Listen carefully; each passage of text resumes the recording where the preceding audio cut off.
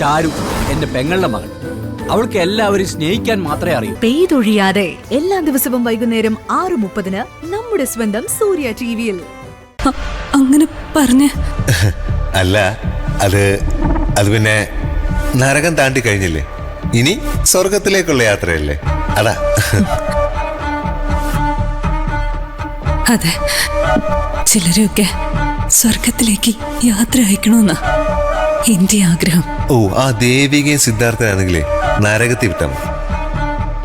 സ്വർഗം നമുക്കുള്ളതല്ലേ. ശരത്തേട്ടന്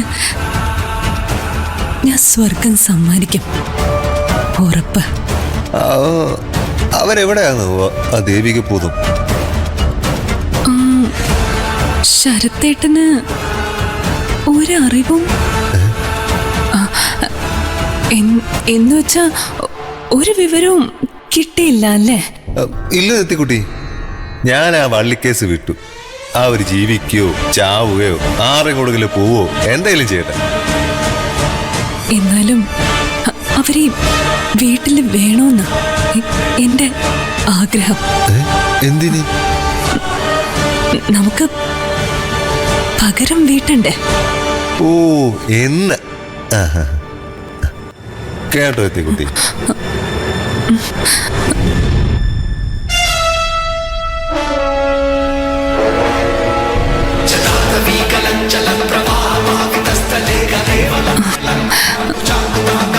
പറഞ്ഞോ ശരത്തേട്ടാ. അടുത്ത ദിവസം ശരത്തേട്ടനൊരു യാത്രയുണ്ട്. എവിടേക്ക്? തമിഴ്നാട്ടിലേക്ക്.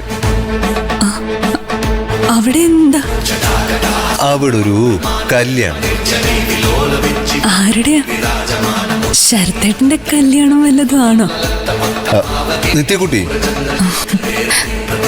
ഞാൻ ചുമ്മാ പറഞ്ഞതല്ലേ. എന്റെ ഒരു സുഹൃത്തിന്റെ കല്യാണം. ഓ, അന്ന് ആക്സിഡന്റ് പറ്റിയ സുഹൃത്തിന്റെ കല്യാണമായിരിക്കും അല്ലേ ശരത്തേട്ടാ? അന്ന് ചോര കൊടുത്തെന്ന് പറഞ്ഞ്. ആക്സിഡന്റ്? ചോര ആണെന്നേ, അന്ന് ശരത്തേട്ടൻ പറഞ്ഞതാ.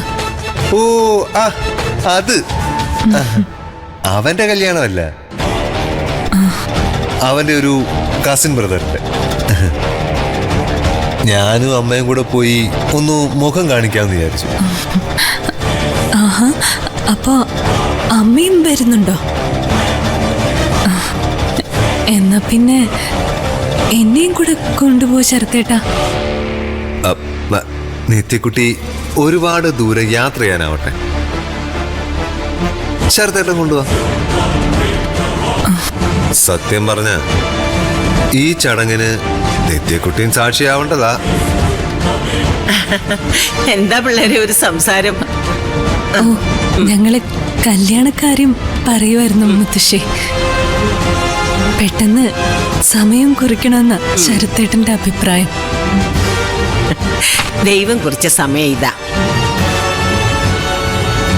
എന്തായാലും ഇനി ആ ചടങ്ങ് കാണാൻ ആ നശിച്ചവൾ ഉണ്ടാവത്തില്ലല്ലോ, ആ ദേവിക. ഉണ്ടാവത്തില്ല.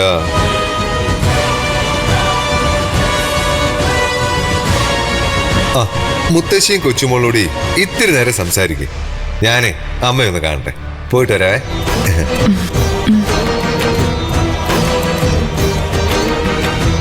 ശരത്തുമോന്റെ അമ്മയ്ക്കാ നിർബന്ധം എത്രയും പെട്ടെന്ന് കല്യാണം നടത്തണമെന്ന്.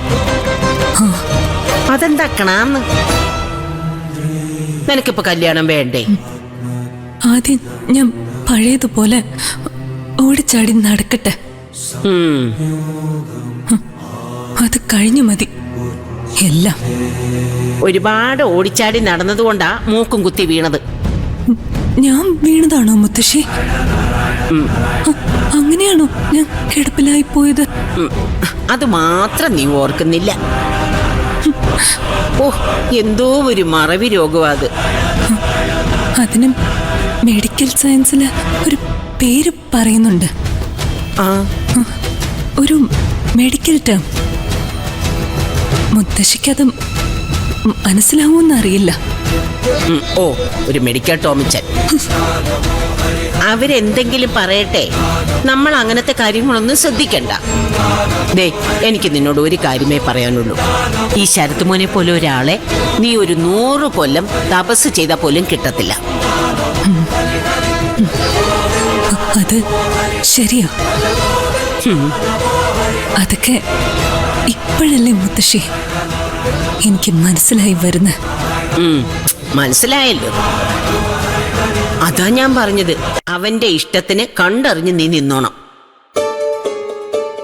ഒരു ഇഷ്ടക്കേടും കാണിക്കരുത്. ഇപ്പോഴാണെങ്കിലേ ആ വഹന്ത ഒഴിഞ്ഞു പോവുകയും ചെയ്തു. ഇടി ദേവികയുടെ കാര്യം ഞാൻ പറഞ്ഞേ.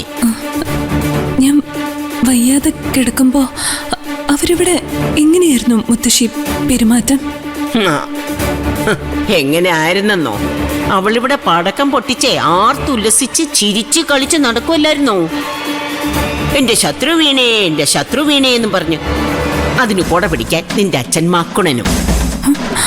അങ്ങനെയൊക്കെ പറഞ്ഞു അവര്? പിന്നെ പറയാതെ, അങ്ങനെ തന്നെ പറഞ്ഞു. അതുകൊണ്ടാ ഞാൻ പറയുന്നത്, നീ ശരത്ത് മോനെ പിണക്കാതെ നിർത്തണമെന്ന്. എടി, ശരത്ത് മോന്റെ അമ്മ ആരാണെന്നറിയോ? ഭയങ്കര കോടീശ്വരിയാ. അങ്ങ് ദുബായിലല്ലേ ബിസിനസ്. ഞാൻ നേരത്തെ പറഞ്ഞില്ലായിരുന്നോ? അങ്ങനെയാവുമ്പോ നിനക്ക് ദുബായിലൊക്കെ പോയി സുഖമായിട്ട് ജീവിക്കാം. നീ അങ്ങനെ ദുബായിൽ മഹാറാണിയെ പോലെ ജീവിക്കുമ്പോ ഇവിടെ ആ മഹാഭാവി ദേവിയെ അലഞ്ഞു തിരിഞ്ഞ് നടക്കും. അവർക്ക് അങ്ങനെ തന്നെ വരണം.